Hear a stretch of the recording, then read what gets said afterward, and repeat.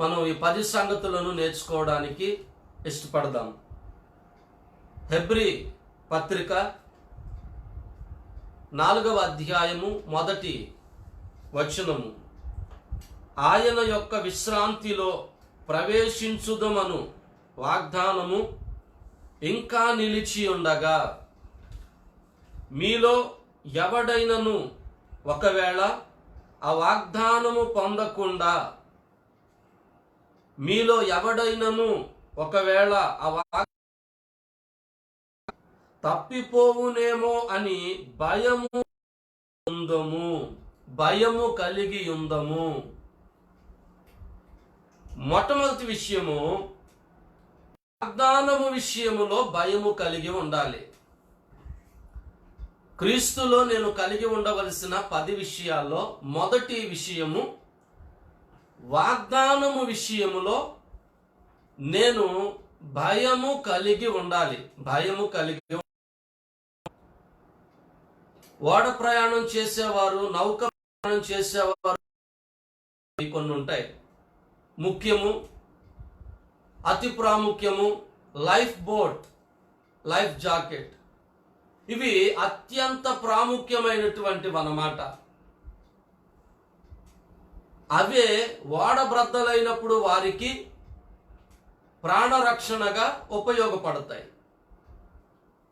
అలాగుననే యాత్ర చేసేటువంటి యాత్రికులకు అవసరమైనవి, వారు కలిగి ఉండవలసినవి కొన్ని ప్రాముఖ్యమైనటువంటి వస్తువులు ఉంటాయి. అలాగుననే వస్త్రాలు కూడా ఉంటాయి.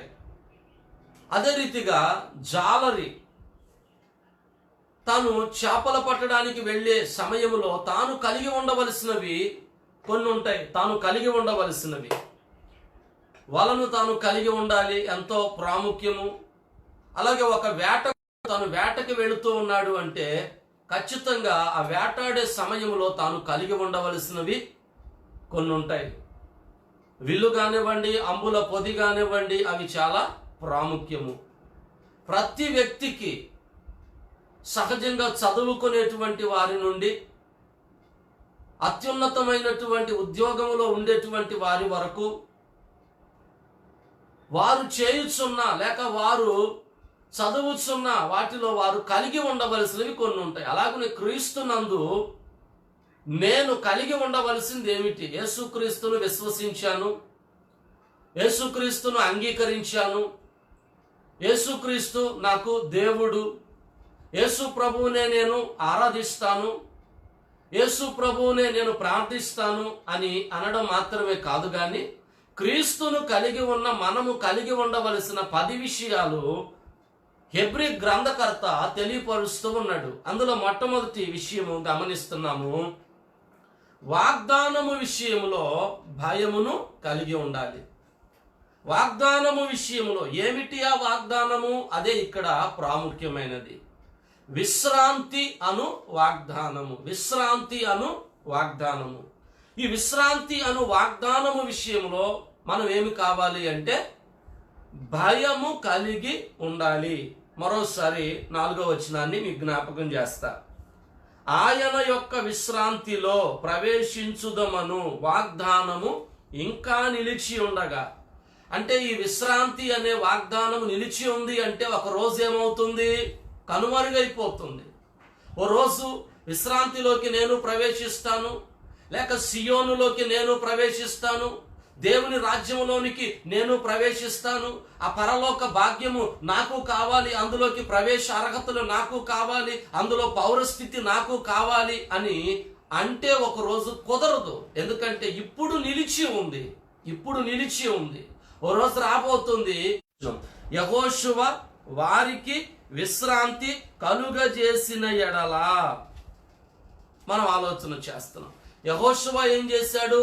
ఇశ్రాయేలు ప్రజలకు విశ్రాంతిని కలుగజేశాడు, విశ్రాంతిలోకి నడిపించాడు. అంటే దాని అర్థం బైబిల్ ప్రకారం పాలు తేనెలు ప్రవహించు దేశమునకు యెహోషువ ఇశ్రాయేలు ప్రజలను నడిపించాడు. దేవుడు వాగ్దానం చేశాడు, నా మాట వినిన ఎడల, నా త్రోవలను అనుసరించిన ఎడల, నా శాసనములను కట్టడలను విధులను గైకొనిన ఎడల పాలు తేనెలు ప్రవహించు శ్రేష్టమైన దేశములోనికి నేను మిమ్మల్ని ప్రవేశపెట్టుదును.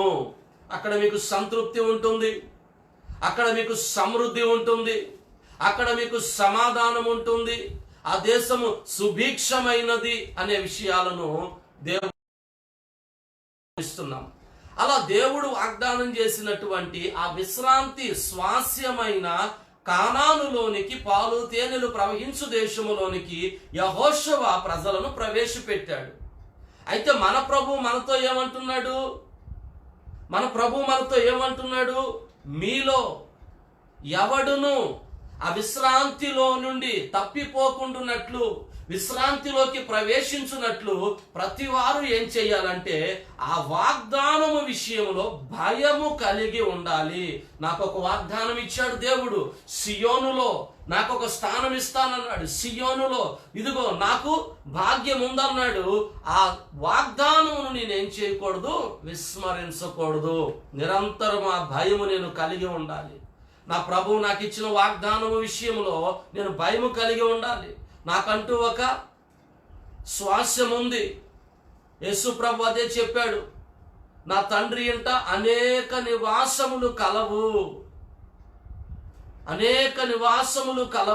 అదే విశ్రాంతి యొక్క వాగ్దానము అనే విషయాన్ని మనం గమనిస్తాం. అది కూడా స్పష్టంగా మనం చూడగలుగుతాం.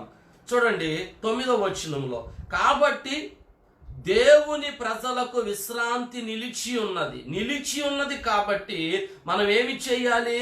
జాగ్రత్తగా భయము కలిగి ఆ విశ్రాంతిలోనికి, అనగా ఆ పరలోకములోనికి, సియోనులోనికి, తండ్రి సన్నిధిలోనికి, దేవుని ఇంటిలోనికి వెళ్ళాలి అనే ఒక భయమును ఈ భూమి మీద కలిగి మన భక్తి జీవితాన్ని మనం కొనసాగించాలి. ఇది చాలా ప్రాముఖ్యమైన విషయం.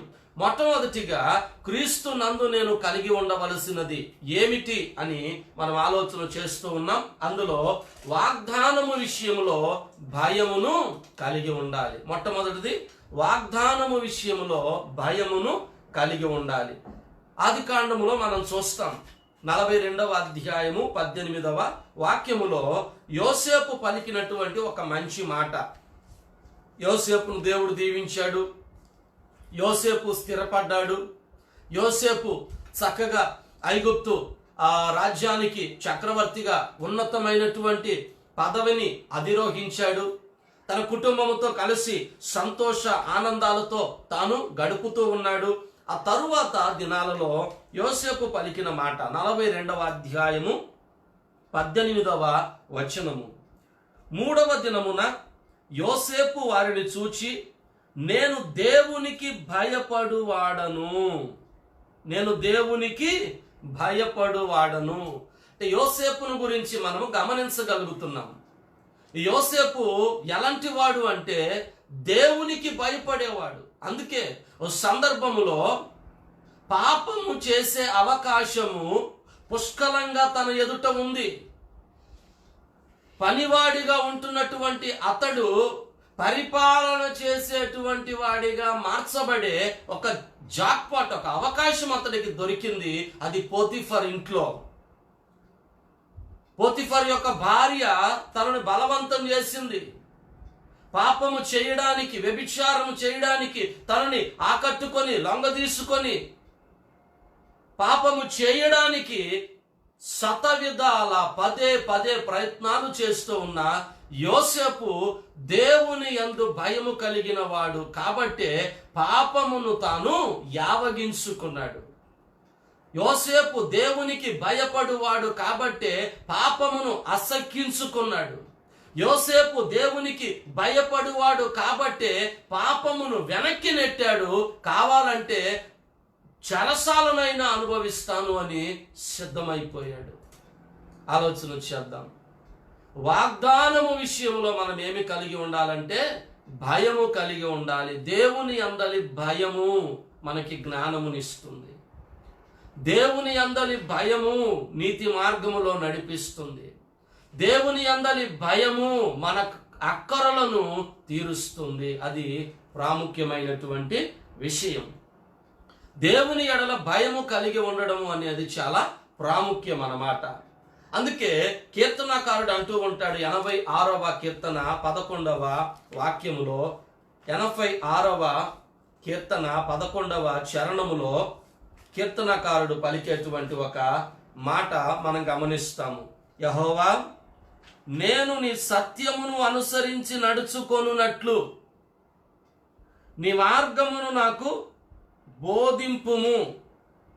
నీ నామమునకు భయపడునట్లు నా హృదయమునకు ఏకదృష్టి కలుగజేయుము అనేటువంటి మాటను ఇక్కడ మనము గమనించగలుగుతూ ఉన్నాం. నీ నామమునకు భయపడునట్లు నా హృదయమునకు ఏక మనస్సు కలుగజేయుము అనేటువంటి మాటను చూస్తూ ఉన్నాం. నిశ్చయంగా కనులకే కాదు ఏకదృష్టి, హృదయానికి కూడా ఏకదృష్టి ఉండాలి. మనకు అంతరంగ నేత్రాలు కూడా ఉన్నాయి. ఎఫెసీ పత్రికలో మనం చూస్తాం, పలు సందర్భాలలో కూడా మనం గమనిస్తాం. 2 జతల కళ్ళు, 2 జతల కాళ్ళు, 2 జతల చెవులు, 2 జతల చేతులు కూడా మనకు ప్రభు ఇచ్చాడు. ఆత్మ సంబంధమైనవి, భౌతికమైనవి. సువార్త ప్రకటించు వాని పాదములు సుందరములు కదా, చెవులు గలవాడు వినుగాక. ఇలా ఏకదృష్టి దేనికి కావాలి అంటే హృదయమునకు కావాలి. హృదయానికి ఏకదృష్టి లేకపోవడం బట్టి దేవునికి భయపడడం అనేది మనిషిలో తగ్గిపోయింది. కాబట్టే భయము లేకుండా కొంతమంది ఏం చేస్తారంటే ప్రభువును అంగీకరించామని చెప్పి కూడా బరి తెగించి పాపం చేస్తూ ఉంటారు. ఆలోచన చేద్దాం ప్రియ సహోదరి సహోదరులారా, దేవుని నామానికి మనము భయపడే వారిగా ఉండాలి అంటే మన హృదయానికి ఏకదృష్టి కావాలి, ఏకదృష్టి కావాలి. అదే ఇక్కడ భక్తుడు మనసారా కోరుకుంటున్నాడు, ప్రభువా నేను నీ నామమునకు భయపడేవానిగా ఉండాలి. అందుకని నా హృదయములో కల్మషం ఉండకూడదు, నా హృదయములో అసూయ ఉండకూడదు, నా హృదయము వాత వేయబడినది ఉండకూడదు నాయన. నా హృదయానికి ఏకదృష్టి కావాలి, అది నీ నామమునకు భయపడే. యేసయ్యా నీ నామమునకు భయపడే ఏకదృష్టి నాకు ఇవ్వండి అని ప్రభువు దగ్గర మనము అడగవలసిన వారమై ఉన్నాము. ఇక్కడ యోసేపును గురించి మనం ఆలోచన చేశాం, కీర్తనాకారుడు గురించి మనము గమనిస్తూ వచ్చాం. వీళ్ళు అంటూ ఉన్నారు కదా, దేవునికి భయపడాలి. కీర్తన రచించినటువంటిది దావీదు అనే విషయాన్ని గమనిస్తున్నాం. దావీదు నిరంతరము కూడా దేవునికి భయపడుతూ ఉండేవాడు. దేవుడన్నా, దేవుని సన్నిధి అన్నా, అలాగే దేవుడు పంపిన ప్రవక్తలు అన్నా చాలా భయం అండి. నాతాను వచ్చి నువ్వు తప్పు చేశావు అన్నప్పుడు ఆ దైవజనుని మీద తిరుగుబాటు చేయలా, వెంటనే వెళ్ళి పశ్చాత్తాపపడి ప్రార్థన చేశాడు. కానీ నేటి కాలములో తప్పును తప్పుగా చూపిస్తా ఉంటే విశ్వాసిలో దైవజనుల మీద తిరుగుబాటు చేసేటువంటి వ్యక్తిత్వము కలిగిన వ్యక్తులు ఉన్నారు. మారు మనసు పొందాలి. నీ తప్పును దేవుని వాక్యములో నుండి స్పష్టంగా చూపించడానికే దేవుడు దైవజనుని ఏర్పాటు చేశాడు. అప్పుడే నీ హృదయానికి ఏకదృష్టి కలుగుతుంది, దేవుని పట్ల భయం కలుగుతుంది. అదే ఆలోచన చేయాలి. ఇక్కడ మొట్టమొదటి విషయం, క్రీస్తులో నేను కలిగి ఉండవలసినది వాగ్దానము విషయములో భయము కలిగి ఉండాలి. ఇది మొదటిగా. రెండవ విషయం జ్ఞానేంద్రియములు కలిగి ఉండాలి, లేకపోతే ఆత్మ సంబంధమైన జ్ఞానేంద్రియములు కలిగి ఉండాలి. రెండవ విషయము ఆత్మ సంబంధమైన జ్ఞానేంద్రియములు కలిగి ఉండాలి. 5వ అధ్యాయము అన్ని విషయాలు 10 విషయాలు హెబ్రీ పత్రిక నుండే మనం గమనించబోతున్నాం. 5వ అధ్యాయము 14వ వచనము. వయస్సు వచ్చిన వారు ఫుట్నోట్లో 2 పరిపూర్ణులు అభ్యాసము చేత మేలు కీడులను వివేచించుటకు సాధకము చేయబడిన మేలు కీడులు వివేచించుటకు సాధకము చేయబడిన జ్ఞానేంద్రియములను కలిగి ఉన్నారు. జ్ఞానేంద్రియములను కలిగి ఉన్నారు. రెండవదిగా క్రీస్తు నందు నేనేమి కలిగి ఉండాలి అంటే ఆత్మ సంబంధమైన జ్ఞానేంద్రియములు కలిగి ఉండాలి. సహజంగా ఇంద్రియాలను మనం గమనిస్తాం. కన్ను, ముక్కు, చెవి, నాలుక, చర్మం, ఇవి మనం ఆలోచన చేస్తాం. కానీ ఇక్కడ మనం గమనించేది ఆత్మీయ జ్ఞానేంద్రియములు అనేటువంటిది మనం గమనిస్తున్నాం. పరిపూర్ణ దశలోకి ఎదుగుతున్నటువంటి క్రైస్తవులమైన మనము క్రీస్తును అనుసరిస్తూ క్రీస్తు మార్గమును వెంబడిస్తూ ఉన్నటువంటి మనము ఆత్మ సంబంధమైనటువంటి జ్ఞానేంద్రియములను కలిగి ఉండవలసిన వారమై ఉన్నాము. ఇది పరిశుద్ధ గ్రంథములో మనం గమనిస్తూ ఉన్నాం. ఆత్మీయ జ్ఞానేంద్రియములు ఎంత ప్రాముఖ్యమైనవో ఇక్కడ మనం ఆలోచన చేస్తాం. ఎందుకనంటే మేలు కీడులను వివేచించాలి. ఏది మేలు, ఏది కీడు, మేలు ఎలా జరుగుతుంది, కీడుకు గల కారణాలు ఏమిటి? క్రీస్తునందున్నటువంటి నీవు ఎప్పుడూ కూడా మేలు చేసే వ్యక్తిగానే ఉండాలి. నీకు ఏ రోజు ఎవరికి కీడు తల పెట్టకూడదు. అది మాట ద్వారా గాని క్రియ ద్వారా గాని. మేలును కీడును వివేచించగలిగేటువంటి జ్ఞానేంద్రియములను, ఆత్మీయ జ్ఞానేంద్రియములను కలిగి ఉండాలి అని హెబ్రీ గ్రంథకర్త మనకు తెలియచేస్తున్నాడు. క్రీస్తునందు నేను కలిగి ఉండవలసినది రెండవ విషయం మనం గమనిస్తూ ఉన్నాము. ఆత్మ సంబంధమైన జ్ఞానేంద్రియములను కలిగి ఉండాలి. ఫీనెహాసు అనేటువంటి ఒక యవనస్తుడు, అతడు ఆత్మ సంబంధమైన జ్ఞానేంద్రియములను కలిగి ఉన్నాడు. సంఖ్యాకాండం 25వ అధ్యాయములో అతని గురించి వ్రాయబడింది. ఒక సమావేశం జరుగుతుంది, ఒక కూటం జరుగుతూ ఉంది. అందులో దైవజనుడైనటువంటి నాయకుడైన మోషే వారందరికీ కూడా ప్రసంగం చేస్తా ఉన్నాడు, బోధ చేస్తా ఉన్నాడు. దేవుని యందు మనము భక్తి కలిగి ఉండాలి, పవిత్రులుగా ఉండాలి, పరిశుద్ధులుగా ఉండాలి, అపరిశుద్ధతకు స్థానం ఇవ్వకూడదు, లైంగిక సంబంధమైన పాపాలకు చోటివ్వకూడదు. వ్యభిచారం జరుగుతూ ఉంది, దానిని దేవుడు తీవ్రంగా ఖండిస్తాడు, దానికి దేవుడు శిక్ష విధిస్తాడు. కాబట్టి మిమ్మును మీరు పరిశుద్ధపరచుకోండి, లైంగిక పాపాల జోలికి వెళ్ళకండి అని అక్కడ దైవజనుడు బోధ చేస్తా ఉంటే, ఆ కూటం జరుగుతూ ఉంటే చెబుతానే ఉన్నాడు దైవ సేవకుడు. అక్కడ మరలా పాపం చేయడానికి బయలుదేరాడు. అక్కడ అంశం ఏమిటి? సీనాయి కొండ మీద దేవుడిచ్చిన 10 ఆజ్ఞలలో ఒక ఆజ్ఞ వ్యభిచరించవద్దు. ఆ వ్యభిచరించవద్దు అనే అంశాన్ని తీసుకొని దైవజనుడు ప్రజలకు బోధ చేస్తా ఉంటే వింటానే ఉన్నాడు. ఒకడు వెళ్ళి పాపం చేయడానికి రెడీ అయిపోయాడు, పాపం చేస్తా ఉన్నాడు. ఇది చూశాడు. ఆత్మ సంబంధమైన జ్ఞానేంద్రియాలు కలిగిన వాటిని గమనించాడు. వెంటనే వెళ్ళి వారిరువురిని కూడా సమకరించినట్లుగా మనం గమనిస్తున్నాం. ఆలోచన చేయండి. ఆత్మ సంబంధమైన జ్ఞానేంద్రియాలు అనేవి చాలా ప్రాముఖ్యమైనవి.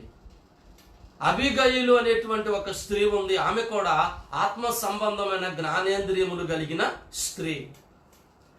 తన భర్త మీదకి రాబోయేటువంటి సంహారము నుండి, మరణము నుండి ఆమె వెళ్ళి ఏం చేసింది అంటే అడ్డుపడి మరి ఆ మరణాన్ని ఆపినట్లుగా మనం పరిశుద్ధ గ్రంథంలో గమనిస్తాం. సమూయేలు మొదటి గ్రంథము 25వ అధ్యాయములో మనం చూడగలుగుతాం. 23 నుంచి 28 వరకు ఉన్న వచనాల్లో దావీదు దగ్గరికి వెళ్ళింది, ఎదురు పడింది, వారికి అవసరమైనటువంటి ఆహార పదార్థాలను దావీదు మహారాజు ముందు ఉంచింది. రాజా, ఇదిగో నా భర్త మంచివాడు కాదు, వాడు మోటోడయ్యా, వాడు తెలియక చేసిన తప్పులను బట్టి క్షమించండి అయ్యా, నేను మిమ్మల్ని బ్రతిమలాడుతున్నాను. కారణం ఏమిటి? ఆత్మ సంబంధమైన జ్ఞానేంద్రియములు కలిగిన స్త్రీ కాబట్టి భర్త ప్రాణము పోకుండా, దావీదు చేతుల్లో పోకుండా అడ్డుపడింది. వెళ్ళి ఆత్మ సంబంధమైన జ్ఞానేంద్రియాలను కలిగి ఉండాలి. ప్రమాదాల నుండి బయటపడడానికి ఆత్మీయ జ్ఞానేంద్రియములు కలిగి ఉండాలి. ప్రస్తుతం ప్రమాదకరమైన దినాలలో మనం ఉంటూ ఉన్నాం. మహా విపత్తుతో కూడినటువంటి దినాల మధ్య మనం బ్రతుకుతూ ఉన్నాం. రేపేమి సంభవిస్తుందో మనము ఎరుగని పరిస్థితుల మధ్య మనం బ్రతుకుతూ ఉన్నాం. ఇలాంటి దినములలో ఆత్మ సంబంధమైన జ్ఞానేంద్రియములను కలిగిన వారమై మనము నడుచుకోవాలి. ఇది ప్రాముఖ్యమైనటువంటి విషయము. మూడవదిగా క్రీస్తునందు నేను కలిగి ఉండవలసింది మూడవది లక్ష్యము కలిగి ఉండాలి. లక్ష్యము కలిగి ఉండాలి. 3వ అధ్యాయము 1వ వచనము. హెబ్రీ పత్రిక 3వ అధ్యాయము 1వ వచనము. ఇందువలన పరలోక సంబంధమైన పిలుపులో పాలు పొందిన పరిశుద్ధ సహోదరులారా, మనము ఒప్పుకొనిన దానికి అపోస్తులుడును ప్రధాన యాజకుడునైన యేసు మీద లక్ష్యముంచుడి. యేసు మీద లక్ష్యముంచుడి. 3వ విషయము, లక్ష్యము కలిగి ఉండాలి. అదే ఇక్కడ మనం గమనిస్తున్నాం. మన జీవితములో, మన భక్తి జీవితములో, మన ఆత్మీయ జీవితములో, ఆత్మ సంబంధమైనటువంటి ఈ విధానములో మనం ఒక లక్ష్యము, ఒక గురి, ఒక ధ్యేయము కలిగి గమ్యమును మనము చూస్తూ ప్రయాణమును కొనసాగించాలి. ఇది ప్రాముఖ్యం. యేసుక్రీస్తు మీద లక్ష్యముంచుడి అనేది చాలా ప్రాముఖ్యమైనటువంటి విషయం. కారణం ఏమిటి? పరిశుద్ధ సహోదరులు అనబడిన ప్రతి వారు కూడా, నేను యేసుక్రీస్తు రక్తము వలన శుద్ధీకరించబడ్డాను, ప్రభు అయిన యేసుక్రీస్తు రక్తము నన్ను పరిశుద్ధపరిచింది. ఎందుకనంటే యేసుక్రీస్తు రక్తానికి ఉన్నటువంటి శక్తి సామర్థ్యాలు, యేసుక్రీస్తు రక్తానికి ఉన్నటువంటి గొప్ప భాగ్యం ఏమిటి అంటే మనిషిని ఏం చేస్తుంది? శుద్ధి చేస్తుంది.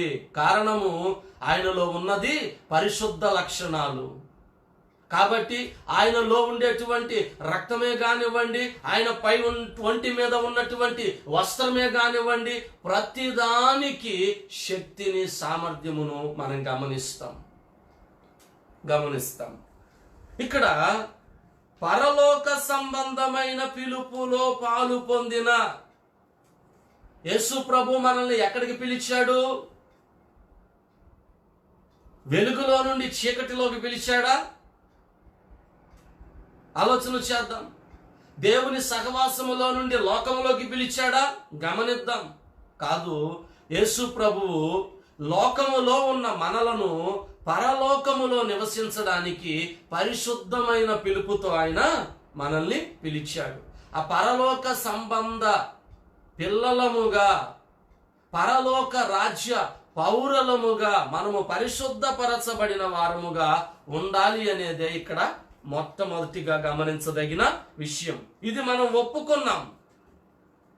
దీనికి కర్త క్రియ ఎవరు అంటే అపోస్తులుడు, ప్రధాన యాజకుడు అయినటువంటి యేసు ప్రభు.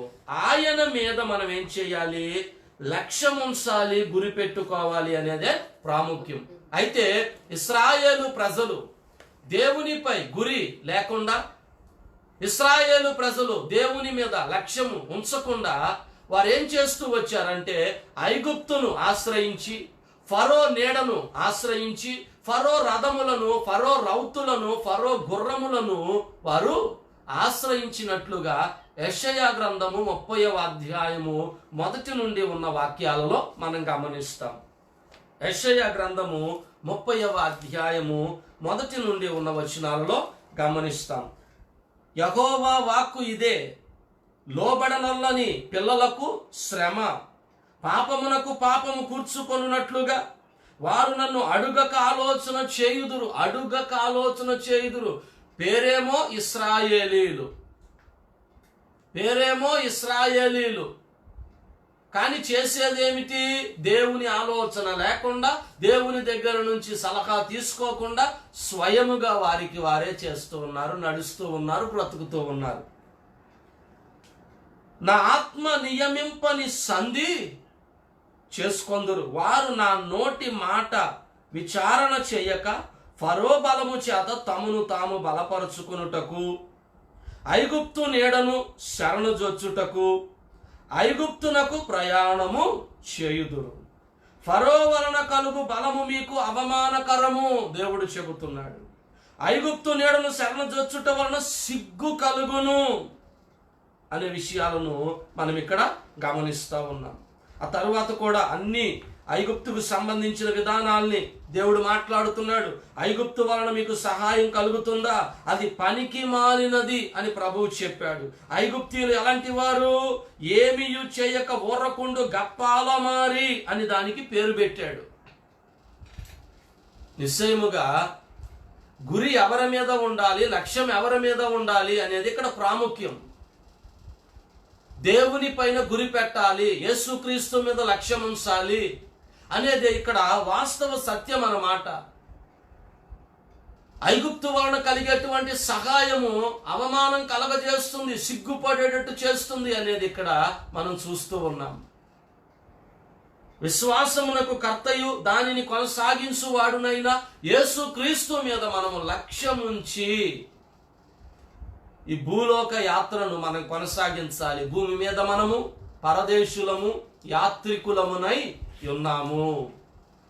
పరలోకమందు మన ప్రభువు మన కొరకు శ్రేష్టమైనటువంటి నివాసమును ఆయన తయారు చేయుచూ ఉన్నాడు.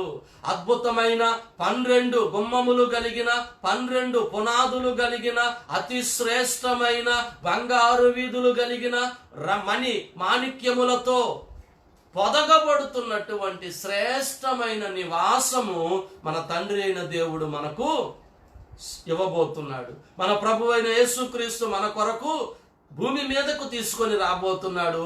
అందముగా అలంకరింపబడి పెండ్లి కుమార్తె వలె సిద్ధపరచబడి ఆ భవంతి, ఆ నగరము రాబోతూ ఉంది పెండ్లి కుమార్తె వలె. అందులో మనము నివసించుటకు, అందులో మనము ప్రవేశించుటకు యేసుక్రీస్తు మీద మనం ఏం చేయాలి? లక్ష్యముంచాలి.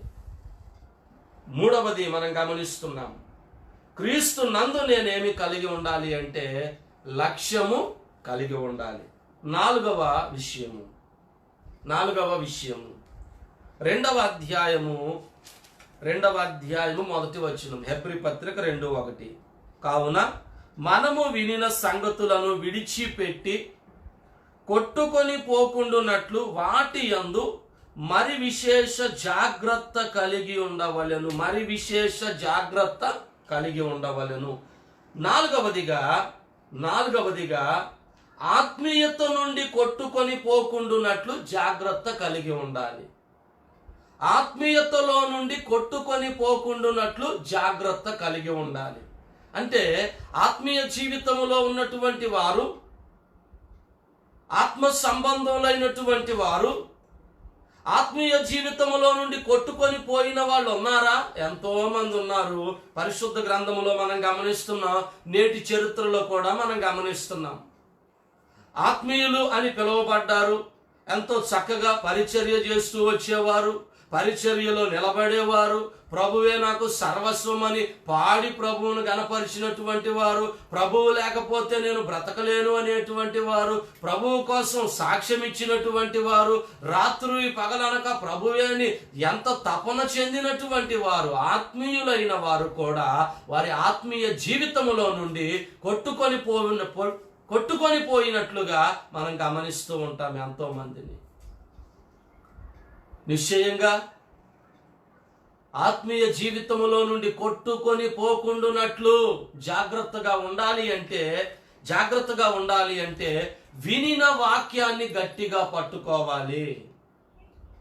ఏది విన్నామో దాన్ని మనం గట్టిగా పట్టుకోవలసిన వారమై ఉన్నామన్నమాట. అందుకే మనము వినిన సంగతులు విడిచిపెట్టామో కొట్టుకొని పోతాం. దేవుని వాక్యాన్ని విడిచిపెట్టామో మనము ఆత్మీయతలో నిలబడలేము, కొట్టుకొని పోతాం. ఆత్మ సంబంధమైనటువంటి వ్యక్తిగా మనం నిలిచి ఉండాలంటే, దృఢంగా ఉండాలంటే, స్థిరమైన కదలని ఒక స్తంభము వలె మనం ఉండాలి అంటే ఖచ్చితంగా దేవుని వాక్యము మీద మనము ఒక పట్టు కలిగి ఉండాలి. దేవుని వాక్యాన్ని గట్టిగా పట్టుకోవాలి, హృదయముతో పట్టుకోవాలి. అపోస్తుడైన పౌలు తిమోతితో ఓ మాట చెప్పాడు. ఏమనంటే 1 అధ్యాయము 18 వచనము, 1 అధ్యాయం 18వ వచనం. నా కుమారుడు అయిన తిమోతి, నీవు విశ్వాసమును మంచి మనస్సాక్షియు కలిగిన వాడవై నిన్ను గూర్చి ముందుగా చెప్పబడిన ప్రవచనముల చొప్పున ఈ మంచి పోరాటము పోరాడవలనని వాటిని బట్టి ఆజ్ఞను నీకు అప్పగించుచున్నాను. ఎందుకు మంచి మనస్సాక్షి కలిగి మంచి పోరాటమును పోరాడాలి? నువ్వు విన్న సంగతులు ఎందుకు నువ్వు గట్టిగా పట్టుకోవాలి అంటే, కొందరు అలా ఉండలేకపోయారు, పట్టుకోలేకపోయారు, మంచి మనస్సాక్షి కలిగి ఉండలేకపోయారు. వారు విన్నటువంటి విషయాలను గట్టిగా పట్టుకొని ఉండలేకపోయారు. ఏం జరిగింది? 19వ వచనం. అట్టి మనస్సాక్షిని కొందరు త్రోసివేసి, మంచి మనస్సాక్షిని కొందరు త్రోసివేసి, ప్రభువిచ్చిన వాక్యాన్ని కొందరు త్రోసివేసి, విశ్వాస జీవితాన్ని కొందరు త్రోసివేసి, పరిశుద్ధ జీవితాన్ని కొందరు త్రోసివేసి, విశ్వాస విషయమై వాడబ్రద్దలైపోయిన వారి వలె చెడి ఉన్నారు. అందులో హోమేనయ్యును అలక్ష్యంద్రును ఉన్నారు. వీరు దూషింపబడకుండా శిక్షింపబడుటకై వీరిని సాతానునకు అప్పగించి తిని. గమనిస్తున్నాం. ఆత్మీయత కొట్టుకొని పోకుండానట్లు మనం ఏం కలిగి ఉండాలి? జాగ్రత్తను కలిగి ఉండాలి. ఎందుకనంటే దేవుని మాట వింటూ ఉండాలి. ఆ మాటే మనలో విశ్వాసం కలగజేస్తుంది. మనం విశ్వాసం పెరిగిన కొలది మనం దేవునికి ఇష్టలుగా ఉండగలుగుతాం. అది ఇక్కడ ప్రాముఖ్యమైనటువంటి విషయం. వినిన సంగతులు ఎలాంటివి? శ్రేష్టమైనవి. యేసు ప్రభువు పలికినటువంటి మాటలు ఎలాంటివి? మన జీవితాలకి మేలైనటువంటివి. యేసుక్రీస్తు మాటలు కీడు చేసేవి కాదు.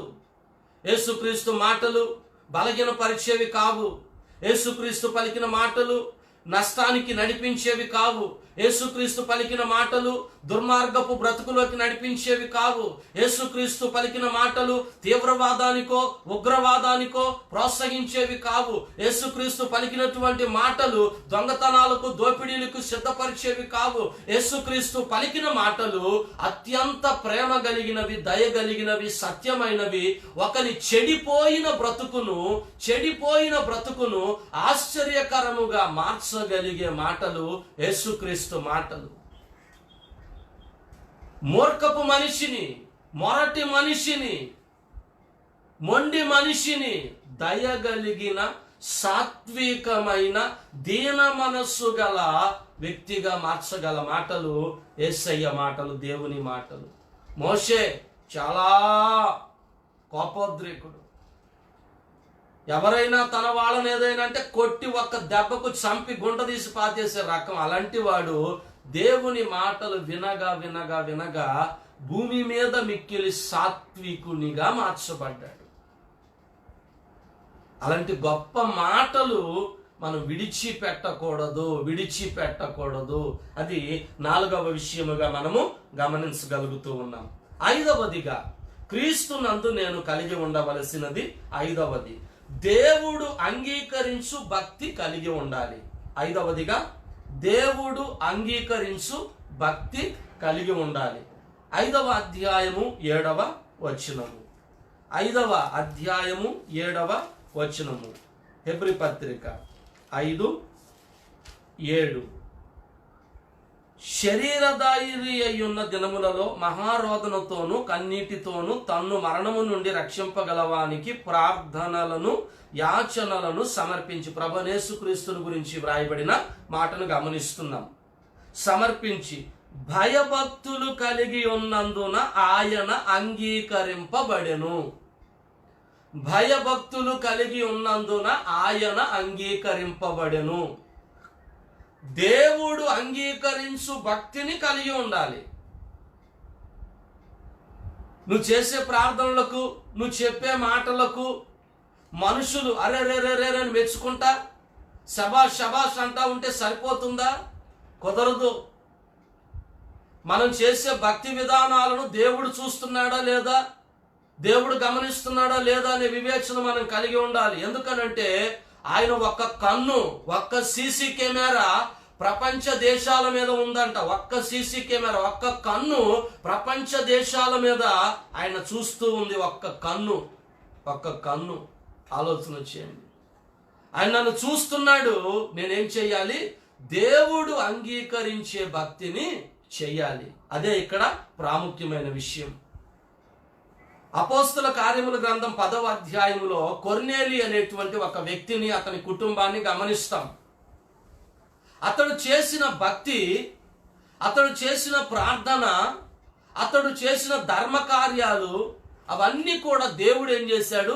అంగీకరించినట్లుగా పరిశుద్ధ గ్రంథంలో మనం గమనిస్తాము. 10వ అధ్యాయం మొదటి 3-4 వచనాలలో. నిశ్చయంగా కొర్నేలి చేసిన భక్తిని బట్టి దేవుడు ఆనందించాడు, సంతోషించాడు. పైగా ఆ ఆనందంలో దేవుడు ఏం చేశాడంటే పరలోకము నుండి ఒక దేవదూతను కొర్నేలి ఇంటికి పంపించాడు. ఆ దేవదూత వచ్చాడు.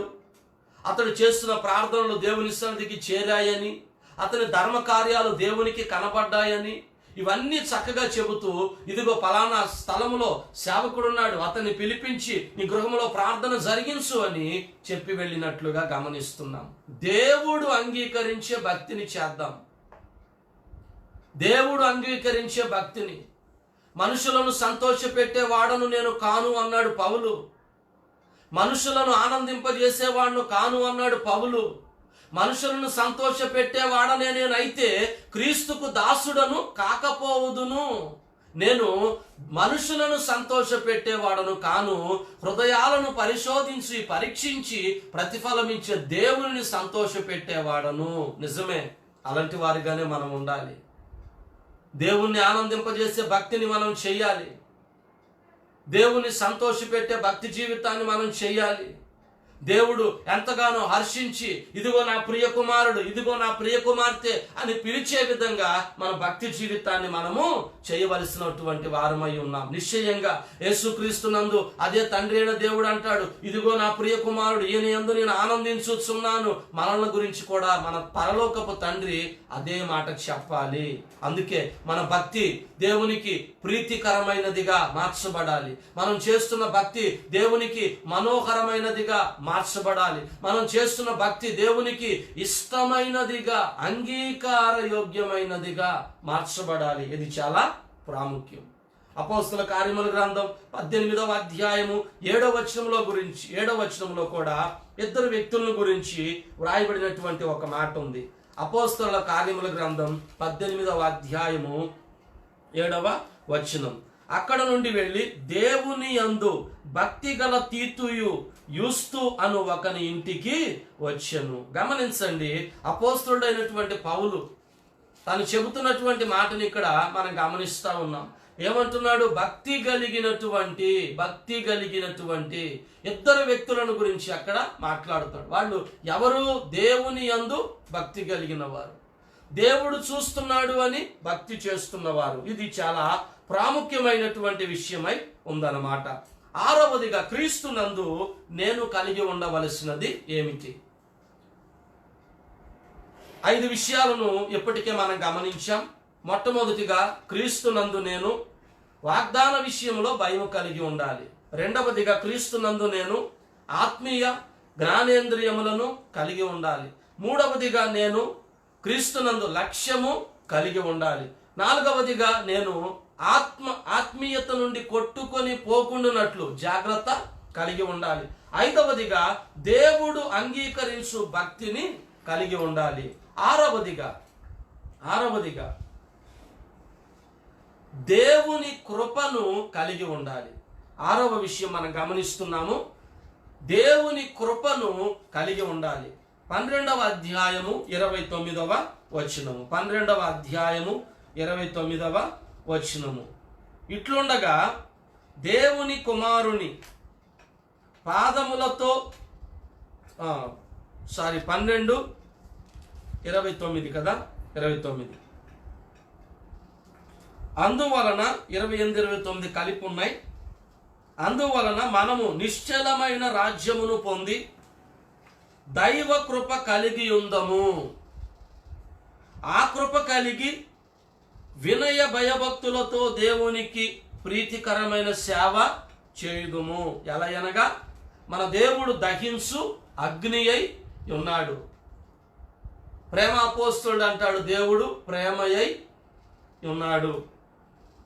ప్రేమ అపోస్తలుడు యోహాను అంటాడు దేవుడు ప్రేమయై ఉన్నాడు. పౌలు అంటున్నాడు దేవుడు దహించు అగ్ని. ఆయన ప్రేమయై ఉన్న దేవుడు, దహించు అగ్ని అయి ఉన్న దేవుడు.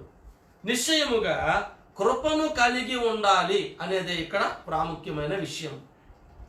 అర్హత లేని స్థానములో దేవుడు మనకు అనుగ్రహించిన దానినే కృప అని మనం పిలుస్తాం. అనర్హులమైన మనకు అర్హతను కలగజేసింది భక్తి జీవితంలో కేవలం దేవుని కృప. దేవుని కృప. ఆ కృప అనున్నది ప్రత్యక్షము కాకుండా ఉంటే ఎంతో భయంకరంగా ఉండేవి బ్రతుకులు. కృపే గనక ప్రత్యక్షము కాకుండా ఉంటే ఈరోజు అన్య జనాంగానికి రక్షణ ఆనందము దొరికి ఉండేది కాదు. కృపయే గనక లేకపోతే దేవుని రాజ్యము ఇలోనికి ప్రవేశించేటువంటి అర్హత మనకి దొరికి ఉండేది కాదు. అందుకే ఆలోచన చేద్దాం. దేవుని కృపను కలిగిన మనము ఆ కృపలో నిలిచి ఆ కృపను కాపాడుకుంటూ మనం ముందుకు సాగాలి. పెద్దవాళ్ళు మాట చెప్పేవాళ్ళు ఏమనంటే, ₹100 సంపాదించడం గొప్ప విషయం కాదురా, సంపాదించిన దాన్ని కాపాడుకోవడం నేర్చుకోవాలి అనేవాళ్ళు. నిజమే, కృపను పొందుకున్నాం, సంతోషం, అది దేవుడు ఉచితంగా ఇచ్చాడు. కానీ పొందుకున్న కృపను ఏం చేయాలి? కాపాడుకోవాలి. అది నీ మీద ఉన్న బాధ్యత, నా మీద ఉన్న బాధ్యత. నిశ్చయంగా కృపను మనము కలిగి ఉండాలి. దైవ కృపను మనము కలిగి ఉండాలి. ఈ కృప మాత్రమే ఏం చేసింది? నిశ్చలమైన రాజ్యమును, నిరంతరము నిలిచి ఉండే రాజ్యమును, రాజాది రాజు, ప్రభువుల ప్రభువు యేసుక్రీస్తు పరిపాలించే రాజ్యమును మనకు అనుగ్రహించింది. లేక అందులో ప్రవేశ అర్హతను మనకు కల్పించింది. ఆ కృపను మనం ఏం చేయాలి? జాగ్రత్తగా కాపాడుకోవాలి. పైన చూడండి 15వ వచనంలో, ఇదే 12వ అధ్యాయం 15వ వచనంలో, మీలో ఎవడైనను దేవుని కృపను పొందకుండా తప్పిపోవునేమో అనియు. అంటే పొందకుండా తప్పిపోయే వాళ్ళు ఉన్నారా? లేకపోలేదు. తప్పిపోదురేమో అనియు, చేదైన వేరు ఏదైనను మొలచి కలవరపరచుట వలన అనేకులు అపవిత్రులైపోవుదురేమో అనియు గ్రంథకర్త ఎంత బాధపడుతున్నాడు. కృప నుండి తొలగిపోతారేమో, చేదైన వేరులు ఏమైనా లోపల మొలిచి కలవరము కలిగి అపవిత్రులైపోతారేమో అని. ఎందుకనంటే గతంలో ఒక సందర్భాన్ని జ్ఞాపకం చేశాడు. ఒకడు పూట కూటి కొరకు జ్యేష్ఠత్వాన్ని తాకట్టు పెట్టుకున్నాడు. జ్యేష్ఠత్వాన్ని వదిలిపెట్టేసుకున్నాడు అనమాట. అమ్మి వేసిన, తాకట్టుకు అమ్మడానికి తేడా ఉంది కదా, అమ్మి వేసిన అని స్పష్టంగా బైబిల్లో ఉంది. జ్యేష్ఠత్వపు హక్కును అమ్మి వేసిన యోసేపు వంటి భ్రష్టుడైనను వ్యభిచారి అయినను ఉండునేమో అనియు జాగ్రత్తగా చూచుకొనుడి. తరువాత బాధపడ్డాడట ఏశావు. ఆ తరువాత ఆశీర్వాదం పొందగోరి కన్నీళ్లు విడుచుచు దానికోసము శ్రద్ధతో వెతికినను మారు మనసు పొందని అవకాశము దొరకక విసర్జించబడినని మీరు ఎరుగుదురు. అందుకే విశ్రాంతి నిలిచి ఉండగా, వాగ్దానము నిలిచి ఉండగా, నిశ్చల రాజ్యము నిలిచి ఉండగా, ప్రభువు అవకాశం ఉండగా మనం ఏం చేయాలి? ఆ రాజ్య వారసులముగా మార్చబడాలి. అవకాశము లేనప్పుడు గుండెలో బాదుకుంటూ, అయ్యో దేవుని రాజ్యములో మాకు స్థానము దొరికితే బాగుండేదే, దేవుని వాక్యాన్ని విన్నప్పుడు మారు మనసు పొంది పవిత్రతను కాపాడుకొని పరిశుద్ధంగా నేను బ్రతికి ఆ ప్రభువు రాకడ కొరకు సన్నద్ధురాలిగా ఉంటే బాగుండేదేమో అని తరువాత బాధపడితే లాభమేమీ లేదు. కృపలో నిలిచి ఉండాలి. కృపలో నిలిచి ఉండాలి. కృప విస్తరిస్తుంది అని పాపములో నిలిచి ఉంటామా? అట్లా అనరాదు. పాపమున్న చోట కృప విస్తరించింది. పాపమున్న చోట కృప విస్తరించడం ఏమిటి? మరి అవును, ఆ పాప పంకిలమైనటువంటి విధానాలన్నీ తొలగించాలి కదా దేవుని కృప వచ్చి. అందుకే కృప వచ్చి విస్తరించింది. మరి కృప విస్తరించిందని పాపంలోనే ఉంటామా? చిన్న మాట అడుగుతాను. కరోనా కోరల్లో బాధపడి రోగులు అనేక మంది ఆసుపత్రిలో ఇబ్బంది పడే వాళ్ళని అనేక మంది సహోదరులను గమనిస్తున్నాం. వాళ్ళ వేదనలు అంతా ఇంత కాదు. మరి ఈ కరోనా విస్తరిస్తున్న కారణాన ప్రాంతాలలో రెడ్ జోన్లు ఏర్పాటు చేశారు. అక్కడ అనేక మంది పోలీస్ శాఖ వాళ్ళు విస్తరించున్నారు. మరి పోలీస్ శాఖ వాళ్ళు విస్తరించున్నారని, ఈ కరోనాను బట్టి వైద్య సిబ్బంది విస్తరించిందని, పారిశుద్ధ కార్మికులు అక్కడ ఎక్కువగా ఉన్నారు అని రోగంలో ఉంటామా? రోగాల్లోకి వెళ్ళి నిలబడతామా? కృప విస్తరించిందని పాపంలో నిలబడతామా?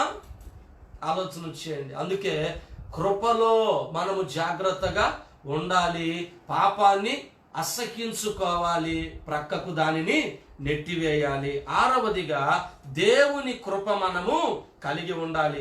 నోవాహు దేవుని కృప పొందినవాడని ఆదికాండము 6వ అధ్యాయము 8వ వచనం తెలియచేస్తూ ఉంది. అలాగుననే మరియను గురించిన విషయాన్ని మనం గమనిస్తాం. నీవు దేవుని కృపను పొందిన దానవు. లూకాసు వార్త 30వ అధ్యాయము ఎలిజబెత్ గురించి వ్రాయబడిన మాట, దేవుని కృప పొందితివి. అలాగుననే మనమందరము కూడా, క్రీస్తునందున్న మనమందరము కూడా కృపను మాత్రమే కాదు, కృప వెంబడి కృప పొందిన వారము. దేవునికి మహిమ కలుగును గాక. మనమందరము కృప వెంబడి కృపను పొందిన వారము. యోహాను సువార్త 1వ అధ్యాయం 16వ వచనం. కృప వెంబడి కృపను దేవుడు మనకి ఇస్తున్నాడు. ఆ కృప కలిగిన వారమై ఈ కృపలో జీవిస్తూ ఆ కృపా ప్రత్యక్షతలను మనం అనుభవిస్తూ ప్రభువు కొరకు సాగేవారిగా మనం ఉండాలి అనేది ఇక్కడ మనం గమనిస్తూ ఉన్నాం. ఏడవదిగా చూడండి, 10వ అధ్యాయం 39వ వచనం. ఆత్మరక్షణకైన విశ్వాసము కలిగి ఉండాలి. ఆత్మరక్షణకైన విశ్వాసము కలిగి ఉండాలి. 10వ అధ్యాయము 39వ వచనము. 10వ అధ్యాయం 39. అయితే మనము నశించుటకు వెనుక తీయువారము కాము. మనము నశించుటకు వెనుక తీయువారము కాము గాని ఆత్మను రక్షించుకొనుటకు విశ్వాసము కలిగిన వారమై ఉన్నాము. నిశ్చయముగా మన ఆత్మను మనం రక్షించుకోవాలి.